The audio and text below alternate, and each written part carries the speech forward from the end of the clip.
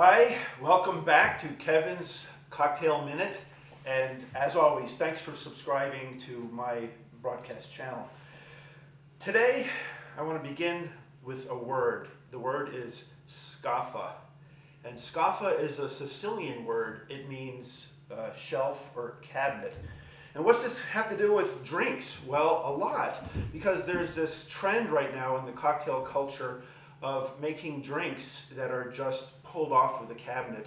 The bottles, they're not chilled at all. They're not out of the refrigerator.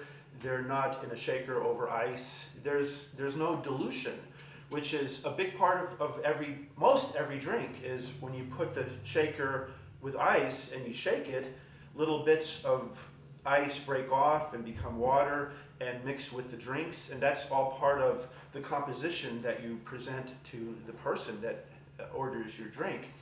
That bits of water that are imbued into the drink from the process of shaking. So as you could imagine, this presents quite a challenge to make a drink that has no ice or chilled liquor at all. And so today's drink is my new invention based on this trend called Scaffa. And the inspiration for this drink, oddly, inspiration strikes in all different ways. Sometimes a particular liqueur inspires me to base a drink around it. Other times it's a mood, or this time it was a still photograph from Fellini's masterpiece La Dolce Vita, and there you see that. Marcello Mastroianni, one of my favorites, he's driving his little Triumph sports car, and in the back seat there's three people, two women and a guy, and they're cavorting licentiously. But look at the look on Marcello's face. He's just stoic. He's deadpan as he's driving ahead. And notice his cigarette. So that image inspired this drink, and the name of this cocktail is Marcello's Cigarette Hangs Just Right from His Lips. So with all that in mind, and keeping in mind what I said earlier about Scaffa, today we're going to just fill this tumbler with three items, well, plus bitters, and mix it up and present it to you at room temperature. The first ingredient is this marvelous American-made liqueur called Root. And this was inspired by an 18th century recipe for root beer that in the settlers, the colonists had. And I want to read the ingredients on the label because it's really, really cool. Let's see. All organic, because as they state, back then everything was organic. And the ingredients are neutral spirits, birch bark, smoked black tea, cinnamon, wintergreen, spearmint, cardamom, clove, anise, orange, lemon, nutmeg, allspice, and pure cane sugar. So that's a lot, and this is based on, like I said, an 18th century recipe. And if you smell this, it brings to mind when you were a kid drinking root beer, but it's better. Something better about this. So we're going to begin with 1/2 parts root liqueur. Just pour it right into your tumbler.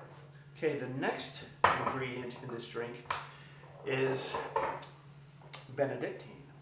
And this is one of those proprietary recipes with 59 different botanicals and herbs and roots and bark and different things. And if you smell this, it's not that unlike the root liqueur.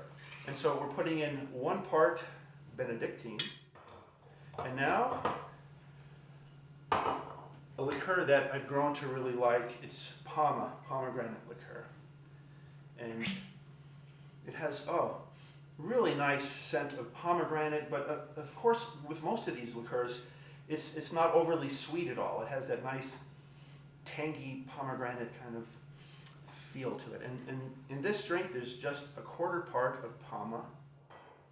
The last liquid ingredient is an old favorite, Pashad's bitters, and this goes back to early 1800s, New Orleans, I believe it was invented. And of course, these bitters, when they were first invented, were like elixirs. They would, people thought they fended off colds and things, and then they eventually put them into cocktails. And so this has survived for over 200 years. We do a couple dashes of pechauds. Finally, have a little wedge of orange, fresh orange, and I'm going to just squeeze a little bit of that in. And now, take my handy spoon. I'm just going to stir this up a little bit to blend all the flavors. And you can already smell it. All the different fragrances are blending together.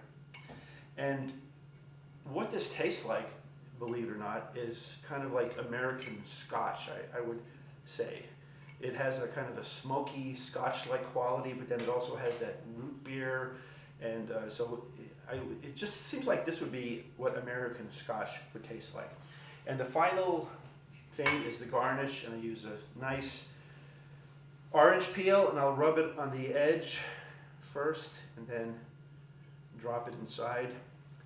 And there for you now is today's cocktail. Marcello's cigarette hangs just right from his lips.